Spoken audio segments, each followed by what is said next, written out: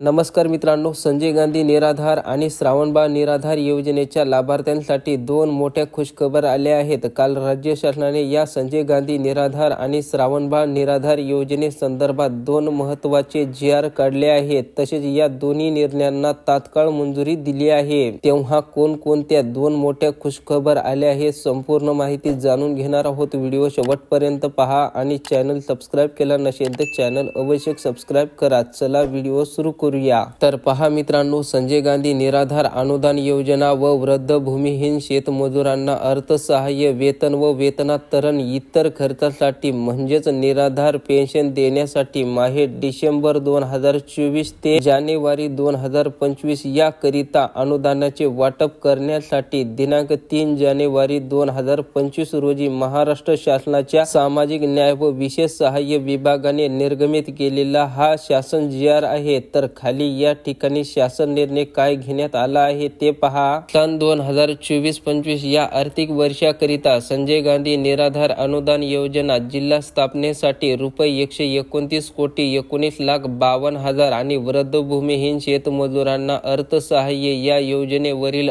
स्थापनेसाठी रुपये 51,86,88,000 इतकी अर्थसंकल्पीय तरतूद या ठिकाणी मंजूर करण्यात आली आहे। तर मित्रांनो, या निधीपैकी संजय गांधी निराधार योजनेसाठी 82,16,48,770 रुपये, तर वृद्ध भूमिहीन शेतमजुरांना 33,12,52,760 इतका निधी या विभागीय आयुक्त कार्यालयांना वितरित करण्यात आलेला आहे। तेव्हा आता वित्त विभागाने मंजूर केलेल्या अर्थसंकल्पीय तरतुदीमधून संजय गांधी निराधार अनुदान योजनेसाठी 18,32,69,030 रुपये, तर वृद्ध भूमिहीन शेतमजुरांना 7,27,12,60 रुपये हे 2 महिन्याकरिता वितरित करण्यासाठी शासनाने मान्यता दिली आहे। तर मित्रांनो, पहिली खुशखबर म्हणजे या संजय गांधी निराधार योजनेच्या लाभार्थ्यांना डिसेंबर 2024 ते जानेवारी 2025 या 2 महिन्याचे निराधार पेन्शन त्यांच्या बँक खात्यात जमा करण्यात आले आहे। त्याच्यानंतर थोडंसं खाली आल्यानंतर इथे पहा, पुणे, कोकण, नाशिक, नागपूर, अमरावती आणि छत्रपती संभाजीनगर या 6च्या 6 विभागांच्या निराधार लाभार्थ्यांना अशा प्रकारे निधी वाटप करण्यात आला आहे। आता मित्रांनो, दुसरी मोठी खुशखबर कोणती आहे ते जाणून घेऊया। तर मित्रांनो, या ठिकाणी बघा, राज्य शासनाचा दुसरा जी.आर. पहा। संजय गांधी निराधार योजना व श्रावणबाळ सेवा राज्य निवृत्ती वेतन योजनेच्या लाभार्थ्यांना अर्थसहाय्याचे वितरण हे आता डीबीटी मार्फत अधिकृतपणे करण्यासाठी महाराष्ट्र शासनाच्या सामाजिक न्याय व विशेष सहाय्य विभागाने काल 3 जानेवारी 2025 रोजी या शासन जी.आर. द्वारे मान्यता दिली आहे आणि डिसेंबर 2024 ते जानेवारी 2025 या 2 महिन्याचे पेन्शन हे डीबीटी मार्फतच लाभार्थ्यांच्या बँक खात्यात पाठवले जाणार आहे। तुम्हाला माहित असेल, ज्याप्रमाणे पीएम किसान आणि नमो शेतकरी योजनेचे पैसे डीबीटी मार्फत तात्काळ लाभार्थ्यांच्या खात्यात जमा केले जातात,